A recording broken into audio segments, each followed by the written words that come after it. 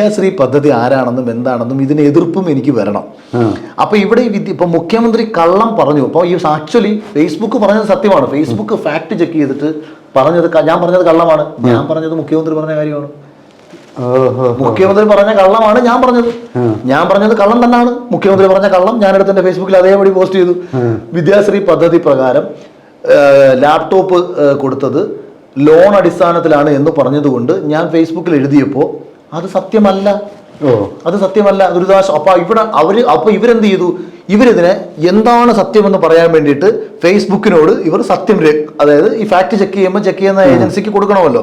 അപ്പോൾ അഖിൽ മാരാർ കള്ളത്തരം പ്രചരിപ്പിക്കുന്നു എന്ന് പറഞ്ഞുകൊണ്ട് ഇവർ തന്നെ ഫേസ്ബുക്കിന് ഒരു റിപ്പോർട്ട് കൊടുക്കുമ്പോൾ ഇവർ പറയുന്നു വിദ്യാശ്രീ പദ്ധതി എന്താണെന്നും വിദ്യാകിരണം പദ്ധതി എന്താണെന്നും പറഞ്ഞുകൊണ്ട്.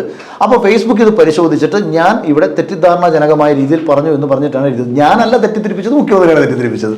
റിയാലിറ്റി. അപ്പൊ എനിക്ക്